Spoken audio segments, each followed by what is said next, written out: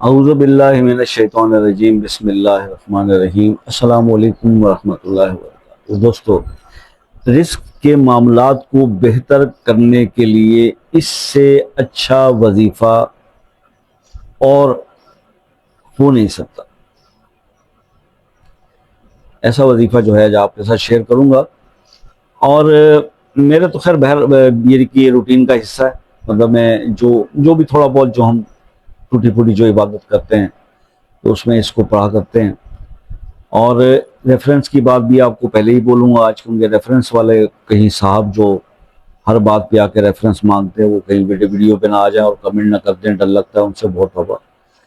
تو ریفرنس اس کا ایک حدیث سے یہ ملتا ہے، صحیح بخاری میں بھی ہے، مسلم میں بھی ہے۔ اور یہ حدیث کیا ہے اس میں کہ سرکار دو عالم صلی اللہ علیہ وسلم نے یہ فرمایا کہ یہ الفاظ وہ ہیں کہ جو شخص اس کو 100 مرتبہ پڑھ لے تو اس کا ثواب جو ہے وہ اس دن اس سے زیادہ نیکیاں کسی کے کھاتے میں نہیں لکھی جاتی، سوائے اس کے جو ان الفاظ کو اس سے بھی زیادہ پڑھ لے۔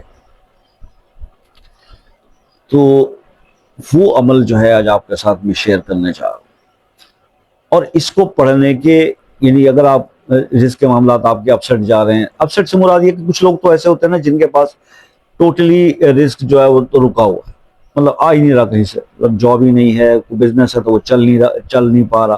یا کچھ ایسے میرے دوست بھی مجھے کمنٹس کرتے ہیں کہ جناب پیسے آتے ہیں لیکن کس طرح خرچ ہو جاتے ہیں اس کو سمجھ نہیں آتی، مطلب مہینہ ختم نہیں ہوتا تو پیسے ختم ہو جاتے ہیں۔ تو ایسے معاملات میں کیا کیا جائے؟ کوئی ایسا عمل بتا دیں کہ مہینے کے پورے 30 دن تو وہ تنخواہ چلنی چاہیے۔ اس کا دوسرا پہلو ہے برکت کا پہلو ہے۔ بہرحال اس میں آپ کو رزق میں بہتری بھی ملے گی، برکت بھی ملے گی، اضافہ بھی ملے گا۔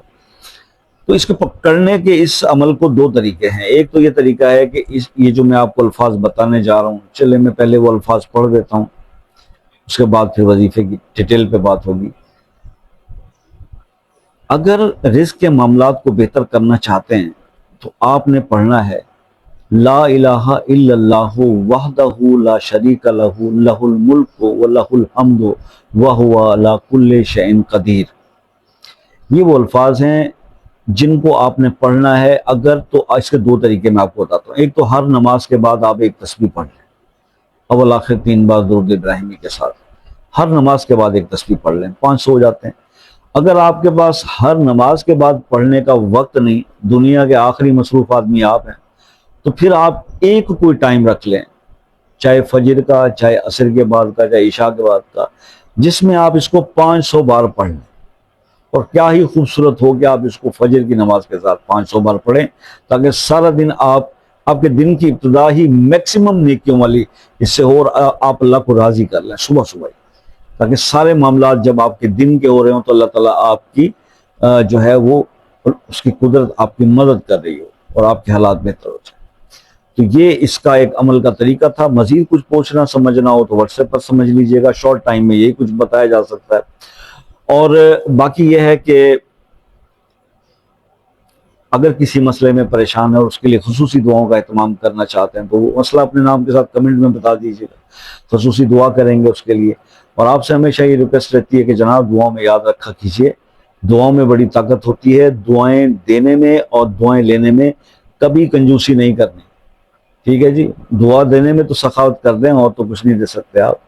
تو اپنا بہت سارا خیال رکھیے گا، زندگی رہی تو نیکسٹ کسی ویڈیو میں ملاقات ہوگی، تب تک کے لیے اجازت دیجیے، اللہ حافظ۔